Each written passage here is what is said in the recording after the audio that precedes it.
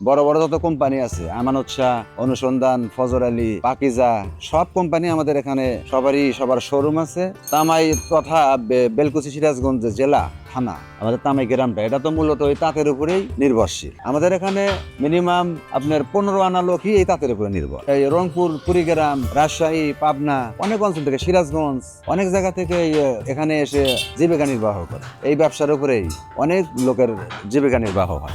আমাদের এই ব্যবসাটা তো আসলে তামাই তথা বেলকুচি সিরাজগঞ্জ জেলা থানা আমাদের তামাই গ্রামটা, এটা তো মূলত ওই তাঁতের উপরেই নির্ভরশীল। আমাদের এখানে মিনিমাম আপনার 15 আনা লোকই এই তাঁতের উপরে নির্ভর। আপনার মহাজনরা তাই, আপনার পার্লম আছে, এনাদের শ্রমিক আছে, ওনারা এই আপনার পার্লম পোনা ওনাদের জীবিকা নির্বাহ করে। পারিয়ালা আছে, ওনারা পারি করে সংসারে এর উপরে নির্ভর। সানাবাও আছে, মানে অনেকগুলো ফ্যামিলি মানে এই ব্যবসার সাথে জড়িত। সুতার কালার হচ্ছে, এই কালার করার পরে এখানে এই প্রক্রিয়াটা প্রথমে তো ঢাকা থেকে কার্টন হিসেবে যে কোনগুলো আসার পরে ওটা মেশিন আছে, মেশিনে হ্যাংস মেশিন বলে ওটাকে, হ্যাংস মেশিনে ভাঙানো হয়। ভাঙানোর পরে ওটা আবার প্রসেস মিলে যায়। সুতাটা প্রসেস হওয়ার পরে ওখান থেকে আসার পরে আমাদের এখানে যে কালারিংটা, ডাইংটা হয়, ওটা ওই প্রক্রিয়াটা এখানে বর্তমানে চলতেছে। ডাইং বিভিন্ন রকম কালার। আর আমাদের এখানে মূলত তামাই গ্রাম শিল্প এলাকা, এটা লুঙ্গি শিল্প এলাকা হিসাবে বিখ্যাত।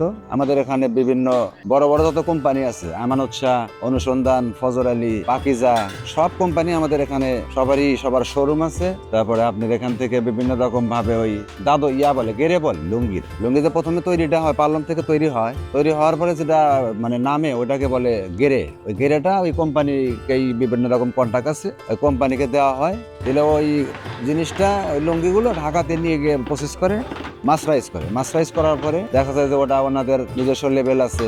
লেভেল করে প্যাকেটিং ভাঁজ টাজ করার পরে লেবেলিং করে ওনাদের নিজস্ব নামে এটা সারা বাংলাদেশ সহ সারা বিশ্বেই মোটামুটি এটা ছড়ায় পড়ে, সেল করে।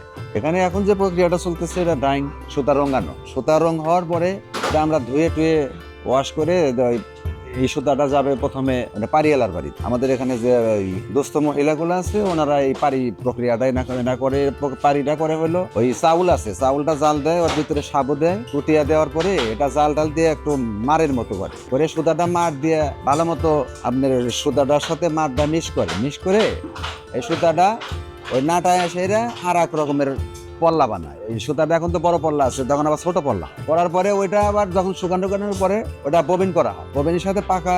তারপর ওটা আসে এই মহাজনের বাড়িতে জমা দেওয়ার পরে ওটা বড় ড্রাম আছে, ড্রামের সাথে ওটা কারানো হয়। কারাইলে ওটা আবার নরদের সাথে পেঁচানোর পরে ওর পরবর্তীতে আপনি সানাবাও করে। ওই সুতাটা সানার ভিতরে ওই আপনার বউ আছে, ওর ভিতরে ওটাকে সানাবাও করে। সানাবাও করার পরে ওটা আপনি পার্লমে ওটা উঠানো হয়। উঠানোর পরে তারপরে শ্রমিক আছে, শ্রমিক এটা বুনান বলে, বুনান মানে তা পার্লম শ্রমিক। ওটা বুনানোর পরে যে কাপড়টা বের হয় ওটাকে আপনার ওই গেরে বলে। এই গেরেটাই মোটামুটি ওই সব কোম্পানি আমাদের কাছ থেকে বিভিন্ন দামে ওটা কিনে নিয়ে ওনারা বাজারজাত করে। এই ব্যবসাটা আগে লাভ অনেক ছিল, কিন্তু বর্তমানে তো লাভের সংখ্যাটা অনেক কমে গেছে। শ্রমিকরা মূলত দেখা যায় তো সপ্তাহে 4,000-5,000 টাকা করে বিল কাটে।